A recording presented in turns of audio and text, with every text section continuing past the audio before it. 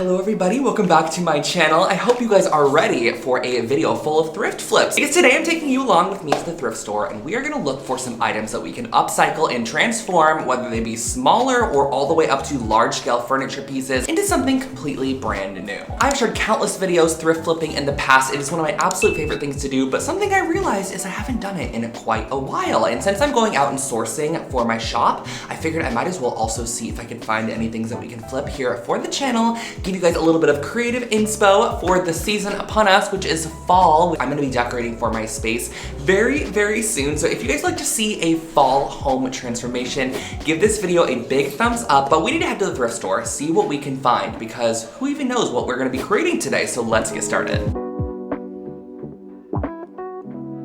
Look how cool this laying lady is. She's like plaster or something? Oh, even her, she's kind of cool in the back too. Oh, look at this scary sword. This is one of those like dried out cactuses in lamp form. I think I found something really cute to start. It's this accordion little like holder, and I have an idea. We might be able to strip this and get the finish off, and then paint a cute little detail on this and make it kind of folk art inspired. Kind of reminds me of like a Swedish cabinet in a sense. I don't know why. It looks like little drawer pulls on a cabinet. So I think it could be cute in like Swedish folk art style. $7.99. And it has hangers on the back. This is actually a painted little candelabra, which is kind of what I was thinking for this. Not exactly like this. This is a little too crazy, but similar vibe. I think I'm gonna leave this for something else though. This is kind of cool because it's just a plywood, like pressed plywood table frame. I think this could be a great base for a DIY because we could micro cement over the top of it, plaster it. There's a lot of options. It's $15 and it's a really nice little table. So I'm gonna get this and we are gonna figure out what to do with it. How cool are these here? There are little CD holders, like mid-century style CD holders. I love the feet on this. And it kind of, if we were to remove all of these slots here, it would basically just be like a framework. And we thought, what if we turned them into like floor lights and did either maybe some rice paper or plexiglass or something in the front that would kind of hide the bulb on the inside. We could even like attach the bulb to the backside like a long strip bulb. It's gonna be the matter of turning them into lamps. And I think, honestly, much more practical than CD holder. This right here is going to be our first project that we're gonna work on. I'm actually very excited about this because the fabrication that I wanna do to this is actually inspired from my recent photo shoot that we did for my rugs. There was 2 rooms that had this really great burgundy, like Roman clay throughout the spaces, and it was so beautiful. I'll pop up some photos right now, and I was just admiring it the days we were shooting there. And I wanna try to create something similar with using some feather finish concrete, and then maybe going over the top of it with a glossy sealer to basically give the concrete a high gloss look. This is our feather finish concrete. I picked this up at Lowe's and this just comes in a traditional kind of gray concrete color. But I actually ended up ordering some cement powder pigment online so that we can color our concrete. So I kind of want to give it a burgundy look. I have this dark brown, purple, and kind of this red tone that we're going to mix up with the concrete.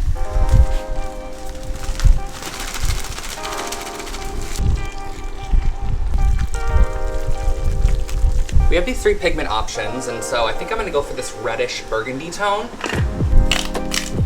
Ooh, can you see that? Probably about like, maybe like that much. Let's just do a whole concoction blend. And then to brighten it up, why don't we add this little red pigment?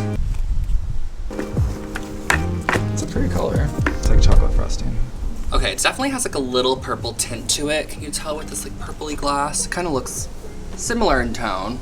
We have to go semi-quickly with the process of our concrete, which is this gorgeous shade of like reddish purple at the moment. So I am just gonna start slapping this on. That pigment, I did not mix that pigment very well.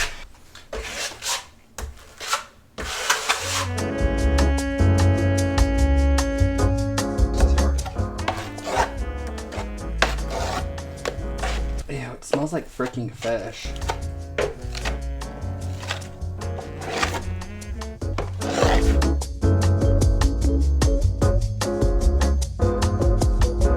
leather finish does quickly dry. It dries in about 15 minutes, so I actually had to bring in Justin so that we can get this product on quicker because I was going a little slow. It's also hard to film and do this at the same time.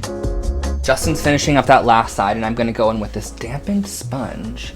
Just smooth out any of these like peaks and smooth out any crevices and cracks.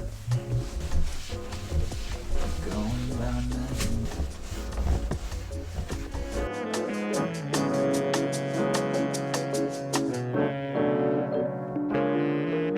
Our first coat is on the table, and while that dries down, I'm going to start working on our little wall hook. And this is an accordion wall hook, meaning that it opens and closes, which is nice. I don't know if it like has a purpose for being accordion. Like, is it so you can store it away? Or I guess just kind of like put it at whatever length and width you want. But as you can see, as I shine this in the light, it has a very thick kind of like a lacquered yellow coat on it. So I want to spray on top of this a QCS stripper, which is going to hopefully break down whatever's on top of this, and we can get some of this finish off and then go in with some painted accents. And I'm also going to expand this probably to the fullest width. That way when we paint on our accents, it's not going to get chipped as you're kind of accordioning it in and out. So it's going to end up staying at this width. I'm going to be using this QCS finish remover, and honestly, with stripping any finish, it is just hard, it is long, it's time consuming, it's tedious, but what is not all of those things is ordering your mattress from Helix. And if you are in the market for a new mattress, you guys, I highly recommend Helix. They are the sponsor of today's video, and I genuinely love every facet of this company. The quality of the product, the assortment of the products that they have, how quickly it comes to you, the efficiency of it, how it comes packed in a box. Truly everything about Helix I just absolutely adore. And I know shopping for a mattress is a big step and kind of an odd thing to do online. However, Helix makes it super easy because they have a sleep quiz, and you can actually answer a bunch of different questions that it asks you, and it pairs you up with a perfect mattress for your body type. And I've taken this quiz over and over again over like the 5 years I've been working with Helix, and it's always matched me up with the same exact one, which is a Helix Midnight, the one that I have myself. And with your new mattress, you're actually gonna get a 100-day sleep trial, meaning if it's not for you, that is okay. They're gonna have them pick that mattress right up. You don't have to put it back in the box. I honestly think you are going to love your mattress so much. These are literal comments from the Lone Fox family themselves, so it's not just me, all of my family, and a majority of my friends that have Helix mattresses that love them. These are literal comments from the Lone Fox family who have taken recommendation from a video just like this and got a Helix mattress and have found out that they truly do love them as well, which makes me so happy to hear. And let's just say that you're not in the market for a new mattress, but you want to increase the comfort level of your current mattress. Helix now offers mattress toppers, which are super cool because you don't have to invest in that whole new mattress. You can just pop this right over the top of a current mattress to increase the comfort level. And I also have to say, Helix offers free shipping within the US, a 10-year warranty, and flexible payment plans and financing options. And right now, there's an extended Labor Day sale as well, which means that you can save 27% off site-wide, which is crazy. So make sure to click that link in the bio because I think it's actually ending very soon, so you want to take advantage of that while the sale lasts. I brought this into the back room because I thought it would be easier to film this back here, but as you saw, when I was at the thrift store, I actually came across 2 of these CD racks,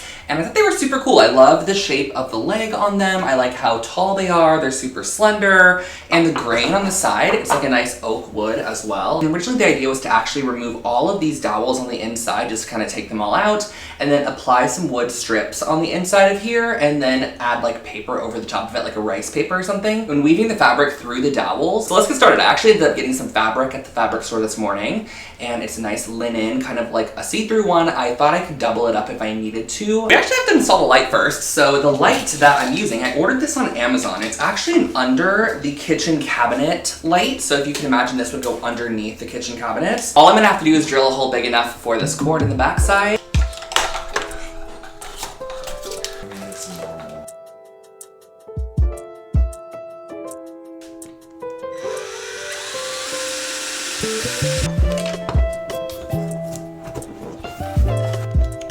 And it's actually kind of nice because the cords can tuck behind the dowels, and it's not like they need to be missing or anything. So I'm just gonna go ahead and add a few dots of glue. It looks like they could span across 3 dowels each, so I'm gonna make sure that I add 3 dots of glue on each of the dowels. And then one there. Okay, these are super light, so the hot glue is definitely gonna hold that in there. Okay, let's plug it in and give a test. Ooh!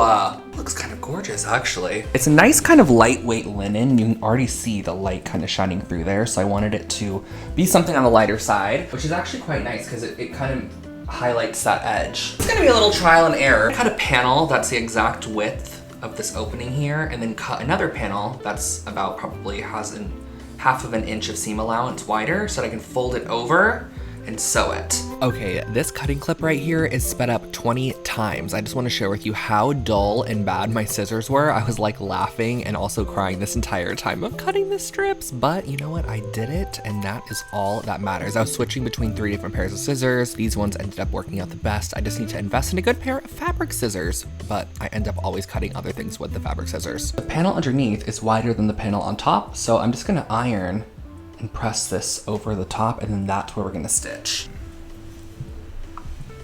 This is definitely a crucial step because it's gonna make sure that when you go to sew, it'll be really nice and just clean. And then our front side is gonna be this side actually. This gorgeous product here called Faultless Luxe Finish Ironing Spray gives you a really clean and crisp press whenever you go in with your iron. I feel like a nice starched shirt.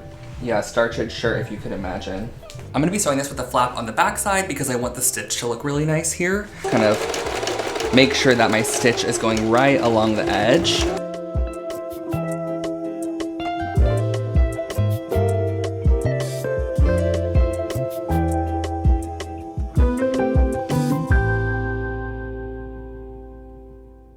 Here's our fabric panel. I actually have the CD tower upside down currently, so this is the top of it because I want to hot glue this right on the top lip here. It's raw wood on the inside, which is perfect. And then we could feed the rest of it like through our light. I'm gonna place the outside of the fabric just right down on top. That way when we go and pull this up, it's gonna look nice and clean and like it's attached on the inside and like it's a linen shade. There's a few different ways that I can actually put the fabric through. So I can kind of weave it through, which was my original idea, but upon actually trying that, I feel like it might not look, oh, it actually kind of does look better when I have it longer. Ooh.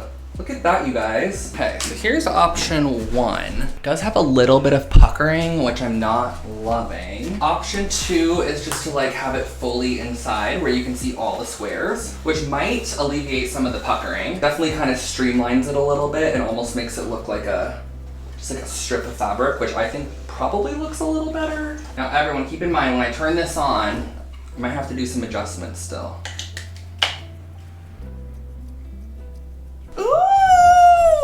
Pretty good, I think. Get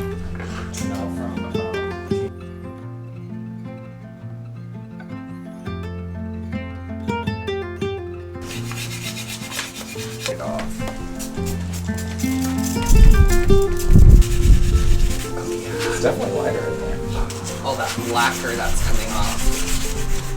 That's Seek!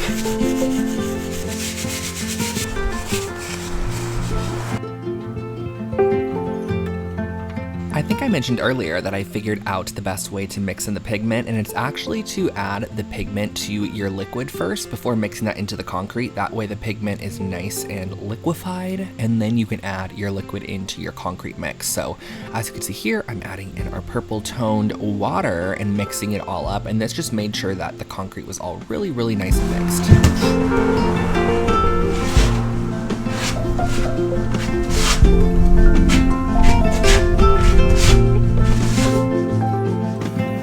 No rhyme or reason to applying this concrete mixture. You're just gonna wanna make sure that you get a nice even coat and that you try to smooth down as much as you can before then going in with your sponge. And the sponge is what's going to really kind of smooth down all of those little peaks and crevices and cracks and make sure that everything is kind of cohesive and blended out in the end.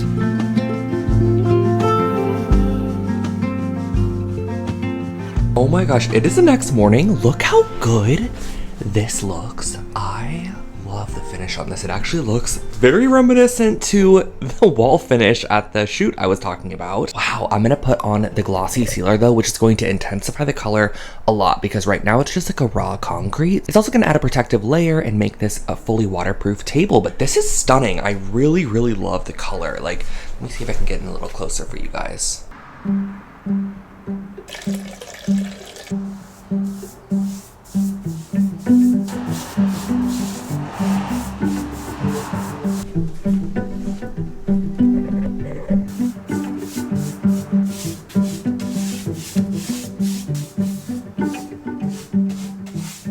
All the finish is now off of our wooden accordion hooks, which is great because I actually was gonna go through and just hand paint the base of this. The finish, however, wouldn't really come off of the knobs. I got it off of this one with a lot of work, so I decided to actually leave the finish on the knobs, and I'm gonna leave those wood. I do wanna give this a base coat of spray paint just because it's gonna be way easier than having to paint all of the base by hand. So I'm gonna tape off all of our knobs, and then we can bring this outside, spray paint it, and then we can bring it back in and add all of our painted details over top. Repurposing the area I was concreting the table in, that's why it is so dirty, but we do have some cardboard down. I'm gonna be using this spray paint here. It's called Matte Pale Sage to give this a nice coat.